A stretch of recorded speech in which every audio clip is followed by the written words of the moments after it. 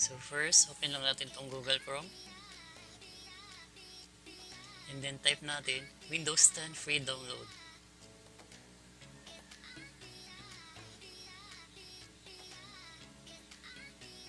Click lang natin tong link na to.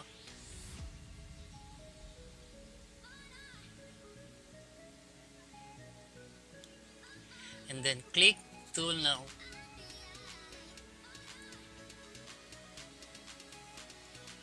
Click lang natin siya ulit, guys.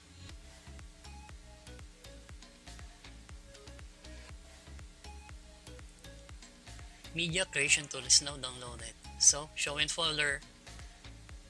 And then run natin siya, guys. Double click nyo lang.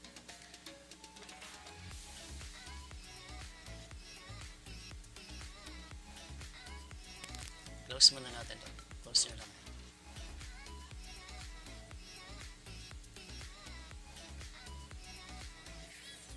Then accept. And then choose create installation media USB flash drive. Check natin yung USB flash drive na sinaksak natin kanina. Ito yung guys, 16 gig siya. So pag mag-install kayo ng Windows 10, dapat minimum of 8 GB. Okay? So next.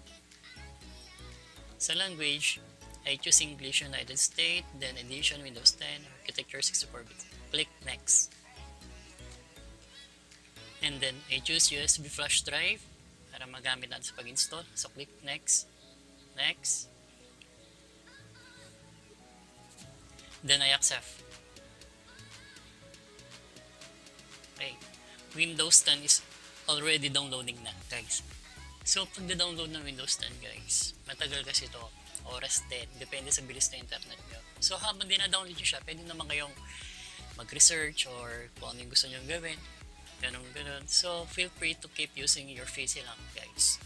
So, itong tutorial na ginawa ko, pinapakita ko lang dito kung paano maggawa or mag-burn ng USB gamit tong download nating Windows 10 na to.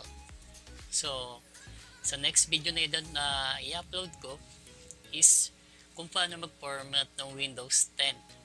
Full clean reformat.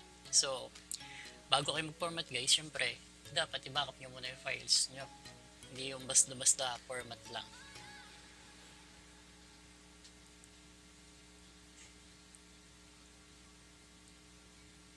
So to guys, habang nagda-download siya, pwede nyo naman din na subscribe or click yung bell ng aking channel para mas updated tayo sa mga video na i-upload ko.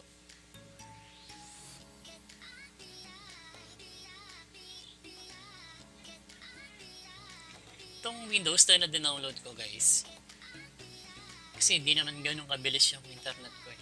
Maabot din siya na isang araw may higit bago ko siya natapos. Kaya ito, ginawa ko yung tutorial na to, pinas forward ko na lang siya para mas madaling mapanood, kumbaga, para mas madaling nyo makita kung paano mag-download ng Windows 10 at mag-burn gamit yung USB flash drive. So yun guys, 92% na siya.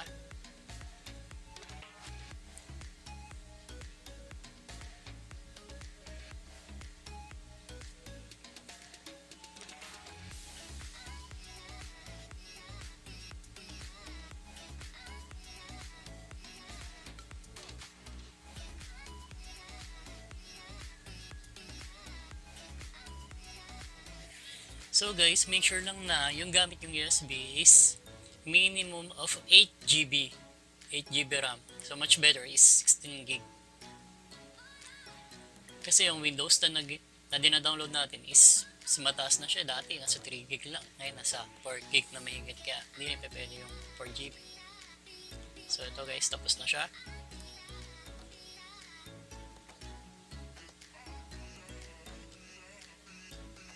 Check natin guys kung na-burn ba siya na maayos dun sa flash drive na ginawa natin.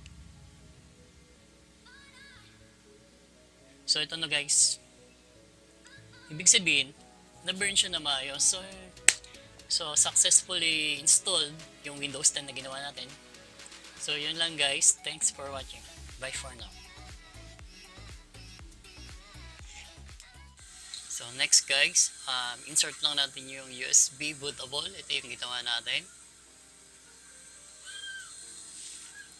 Then next, power on.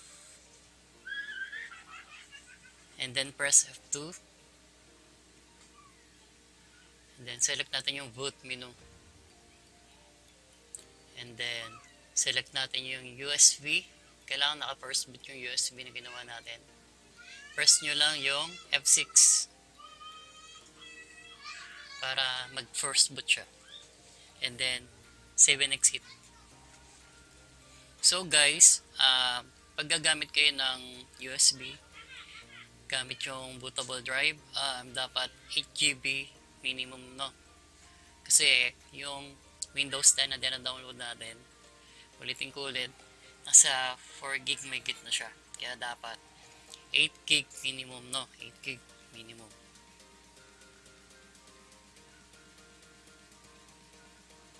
So, format guys, medyo matagal Ito kasi pinas forward ko lang dito. So, sa language, okay na yan. United States. So, click next. Then, install.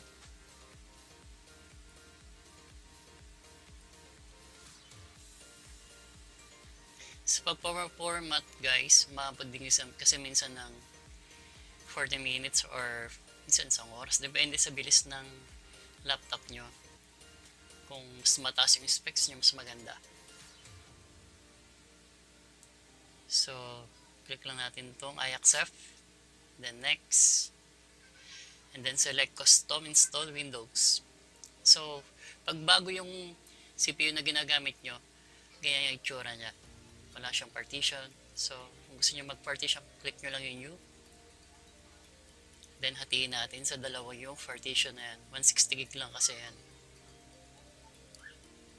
And then, lagay lang natin dito is 70 gig, 70,000 siya. So, ayan yung lalagay natin.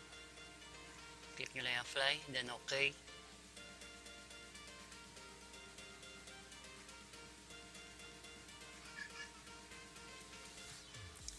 And then, select natin itong isang partition na to. Click nyo lang yung new, then apply nyo lang. Para maging dalawang partition siya. Then, itong 570 MB na ito, buray nyo na yan. Then select natin yung drive, partition 3, by 1, then select next.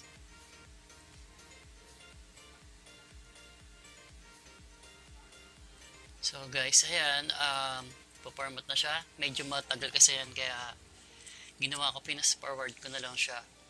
Kasi umabot din na isang oras yung pag-format.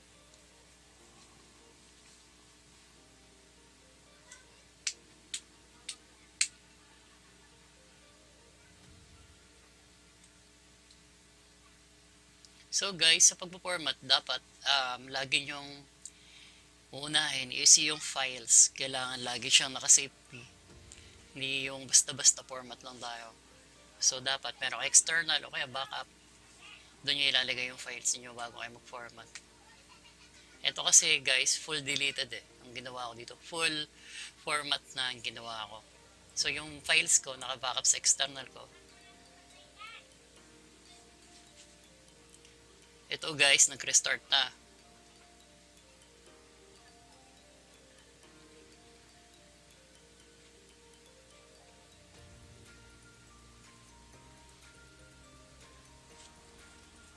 So guys, pag nag-restart yung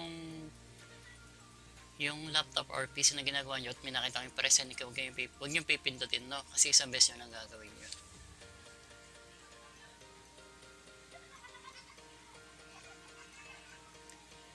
So ito guys, kung na-encounter nyo to, bumalik ulit sa ganyan, close nyo lang din ulit. Close nyo lang. And then, balik kayo sa boot menu, press nyo lang yung F2. Punta ulit kayo sa boot, and then first boot nyo na yung hard drive nya. No, para dire-diretso na yung format nya.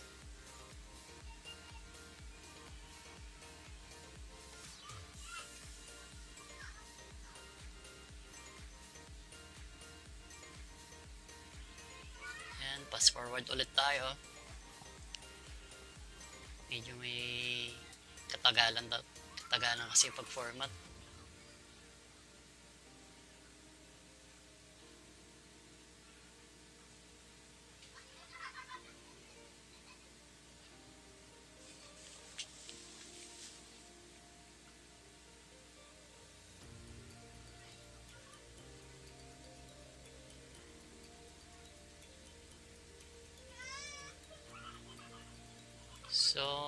waiting pa rin. Konting taste na lang guys, matatapos na rin to, no?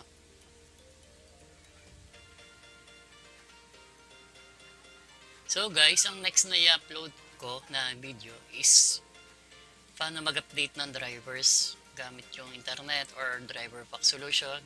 So yun ang next topic natin, no?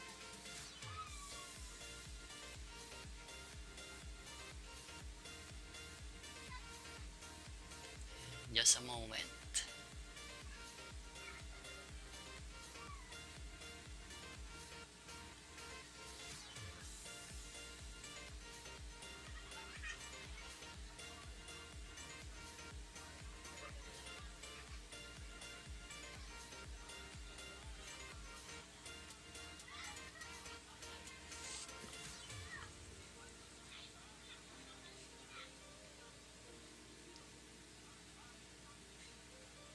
Yun.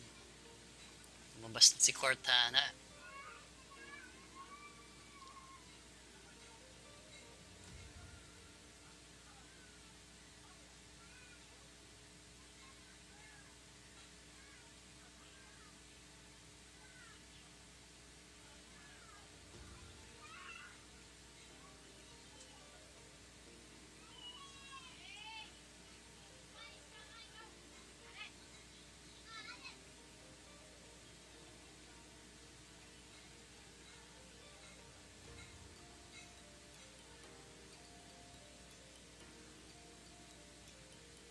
So, ito, let's start with region. It's this, right? Piliin lang natin yung saan tayo nakalugar. Yung Philippines. Dito sa atin.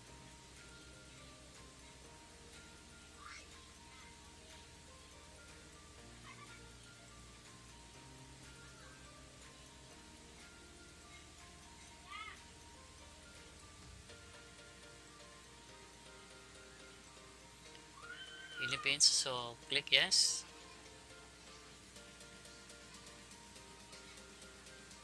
And then sa keyboard, so click yes yun lang. And then skip natin to.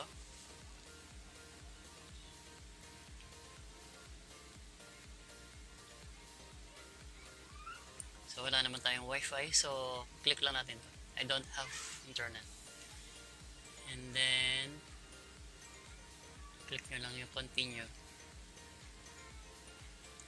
Ito guys, lagay nyo lang dito yung name nyo. And next, kung gusto nyo lagyan ng password, pwede naman. So ako, hindi ko na siya nilagyan ng password. Kaya, next ko na lang siya.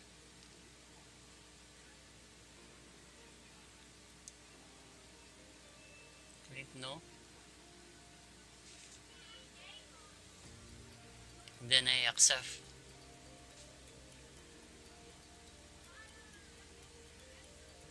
Ayan, malapit na siya matapos. Guys, sana may natutunan kayo sa binigay kong tip para format or mag-download ng Windows 10. So, stay tuned lang guys sa mga susunod kong i-upload na tutorial. Don't forget to subscribe my channel. Pakiclick na rin yung bell para updated tayo sa mga bagong ngayon. So, yun lang guys. Bye for now.